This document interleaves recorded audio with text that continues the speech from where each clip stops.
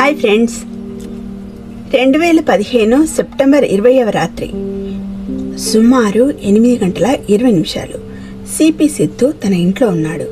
వాతావరణం పూర్తిగా సాధారణంగా ఉంది. కానీ అకస్మాత్తుగా అతనికి ఒక ఫోన్ వచ్చింది. స్క్రీన్ పై ఒక తెలియని నెంబర్ కనిపించింది. సిపి ఫోన్ ఎత్తాడు. కొన్ని క్షణాలు అతను కేవలం వింటూ ఉండిపోయాడు. అతని ముఖంలో ఉన్న ప్రశాంతత నెమ్మదిగా ఆందోళనగా మారింది.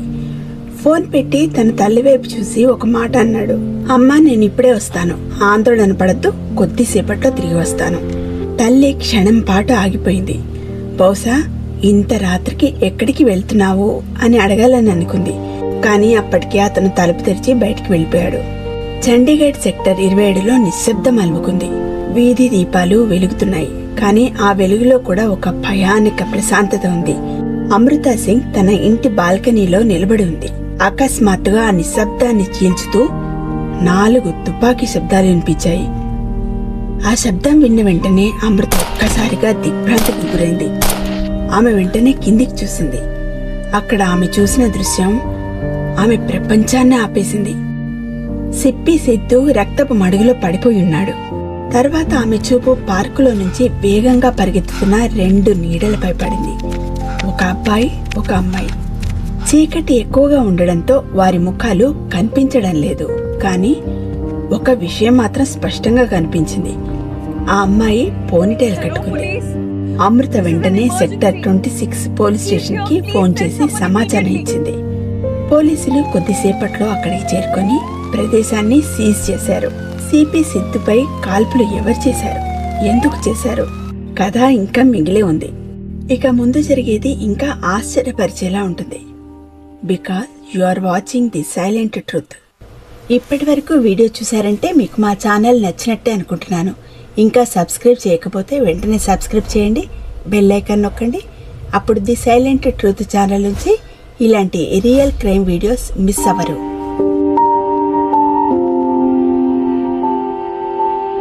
1981లో చండీగఢ్లోని ఒక సిద్ధు కుటుంబంలో ఒక అబ్బాయి జన్మించాడు.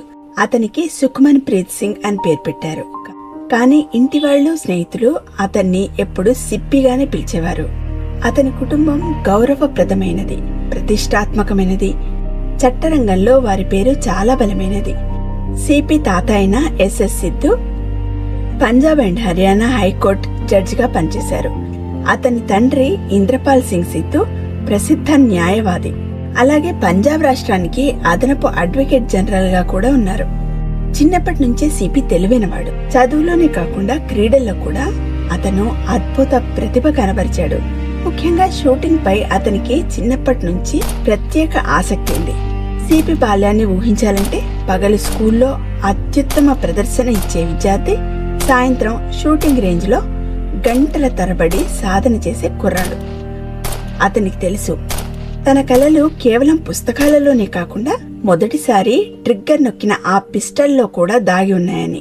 స్కూల్ పూర్తి చేసిన తర్వాత అతను లా చదవాలని నిర్ణయించుకున్నాడు. తన తండ్రి వారసత్వాన్ని ముందుకు తీసుకెళ్లాలని అతనికి ఆశ.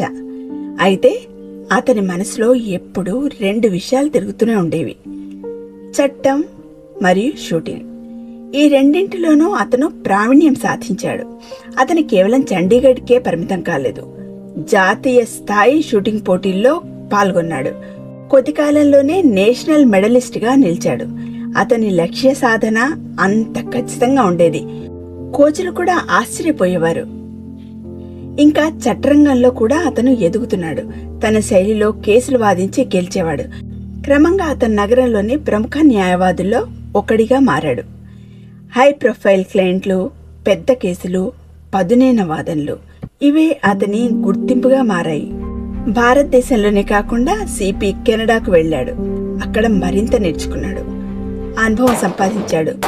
షూటింగ్ నైపుణ్యాలను కూడా మెరుగుపరుచుకున్నాడు. లా ప్రాక్టీస్ ను బలోపేతం చేసుకున్నాడు. 2015 సెప్టెంబర్ 18న అతను తిరిగి భారత్కి వచ్చాడు. మళ్లీ చండీగఢ్కి చేరుకున్నాడు. ఇంట్లో అందరూ ఆనందంగా ఉన్నారు. ఇన్నేళ్ల తర్వాత వారి కొడుకు వారితో ఉన్నాడు. కానీ ఆ సంతోషం ఎక్కువ కాలం నిలవలేదు. ఎందుకంటే 2015 సెప్టెంబర్ 20 రాత్రి అన్నీ మారిపోయాయి. అదే రాత్రి ఒక బాల్కనీలో నిలబడున్న ఓ మహిళకు గన్ షాట్ శబ్దాలు వినిపించాయి. ఆమె పోలీస్ స్టేషన్కు కాల్ చేసి భయంతో జరిగిన ఘటనను వివరించింది. కొన్ని నిమిషాల్లోనే పోలీసులు అక్కడికి చేరుకున్నారు. వారు వెంటనే ఘటనా స్థలాన్ని సీజ్ చేశారు.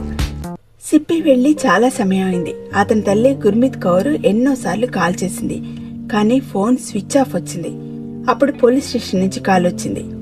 మేడం, వెంటనే హాస్పిటల్కి రండి, మీ కుమారుడు సీరియస్గా ఉన్నాడు. ఆసుపత్రికి చేరుకున్నప్పుడు డాక్టర్లు పోలీసులు గంభీరంగా నిలబడి ఉన్నారు. చివరికి నిజం చెప్పారు. మేడం, మీ కుమారుడిని ఎవరో కాల్చారు, ఆయనకి లేరు. ఆ మాట విన్న వెంటనే ఆ తల్లి కూలిపోయింది. పోలీసులు దర్యాప్తు ప్రారంభించారు. ఘటనా స్థలం నుంచి 4 బుల్లెట్ కేసింగ్స్, ఒక దెబ్బతిన్న మొబైల్ ఫోన్, ఒక బంగారు చెవి రింగ్ దొరికాయి. కాల్ రికార్డులు చెక్ చేయగా చివరి కాలు ఒక ఫేక్ ఐడితో తీసుకున్న సిమ్ కార్డు నుంచి వచ్చినట్టు తెలిసింది. సీసీటీవీ ఫుటేజ్ లో ఒక అబ్బాయి ఒక అమ్మాయి పరుగు తీస్తూ కనిపించారు. కేసు తర్వాత సిబిఐకి బదిలీ అయింది. 2016 ఏప్రిల్ 13న సిబిఐ మళ్లీ దర్యాప్తు ప్రారంభించింది. సిప్పి తల్లి గుర్మిత్ కౌర్ ఒక పేరు చెప్పింది, కళ్యాణ్ సింగ్ అని. కళ్యాణ్ సింగ్ తల్లి జస్టిస్ సబీనా ప్రముఖ జడ్జి. ఈ కేసు హై ప్రొఫైల్ అయింది. దర్యాప్తులో తెలిసింది ఫేక్ సిమ్ కార్డు రాజకుమారి అనే వ్యక్తి పేరుతో కొనుగోలు చేయబడింది అని. ఆమె జస్టిస్ సబీనా వ్యక్తిగత కార్యదర్శి, కానీ ఆ సిమ్ వాడింది కళ్యాణ్ సింగ్. 2015 ఆగస్టు 1 నుంచి 2015 సెప్టెంబర్ 20 వరకు ఆ సిమ్ నుంచి ఎన్నోసార్లు కాల్స్, మెసేజ్లు వెళ్లాయి. అదే నెంబర్ నుంచి చివరి కాల్ సిప్పికి వచ్చింది. ఘటన తర్వాత ఆ సిమ్ మూసివేయబడింది. సీసీటీవీలో కనిపించిన వైట్ కార్, క్రైమ్ సీన్లో దొరికిన బంగారు చెవి రింగ్ ఇవన్నీ కళ్యాణి వైపుకి చూపించాయి. సిప్పి మరియు కళ్యాణి చిన్ననాటి స్నేహితులు. ఆ స్నేహం ప్రేమగా మారి పెళ్లి వరకు వచ్చింది. కుటుంబాలు కూడా అంగీకరించాయి. కానీ పెళ్లి సమయం దగ్గర పడినప్పుడు సిప్పి కళ్యాణివి కొన్ని అభ్యంతరకరమైన ఫోటోలను ఆమె తండ్రికి పంపించాడు. ఆ ఫోటోలు కళ్యాణి మరొక వ్యక్తితో ఉన్నవి.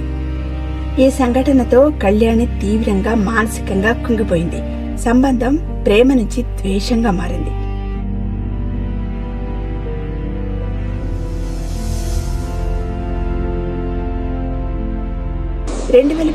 సెప్టెంబర్ 18న సిప్పి కెనడా నుంచి భారత్కు వచ్చాడు. సెప్టెంబర్ 20 సాయంత్రం కళ్యాణి అతన్ని సెక్టర్ 27 పార్కుకు పిలిచింది. అక్కడ ఆమె ఒంటరిగా లేదు. ఒక హైరింగ్ చేసిన షూటర్ కూడా ఉన్నాడు. మాటల తక్కువ తర్వాత షూటర్ కాల్పులు జరిపాడు. తర్వాత ఇద్దరూ అక్కడి నుంచి పారిపోయారు.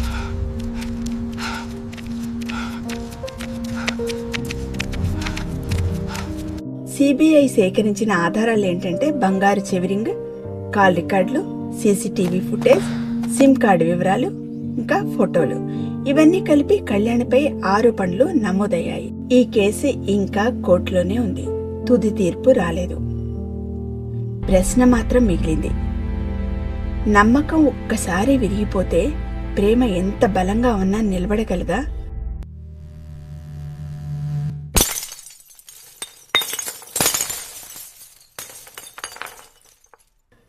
తప్పు చేసింది ఆమె, కానీ తండ్రికి ఫొటోస్ పంపడం వల్ల అవమానంగా భావించింది. అవమానం నుంచి పుట్టిన కోపం, ఆ కోపం నుంచి పుట్టిన ప్రతీకారం. ఈ కథలో ప్రేమ అతనిది కావచ్చు, కానీ ప్రతీకారం ఆమెది అయింది. ఇద్దరి మధ్య జరిగిన వ్యక్తిగత యుద్ధం చివరకు ప్రాణాన్ని బలి తీసుకుంది.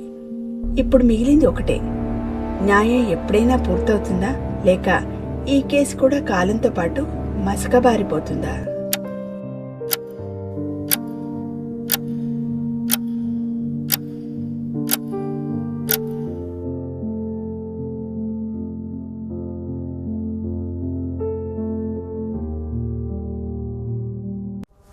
వీడియో చివరి వరకు చూసారంటే మీకు నచ్చినట్టే కదా. కాబట్టి సబ్స్క్రైబ్ చేసి బెల్ ఐకాన్ నొక్కండి. ది సైలెంట్ ట్రూత్ నుంచి క్రైమ్ నిజాలు మిస్ అవ్వకండి.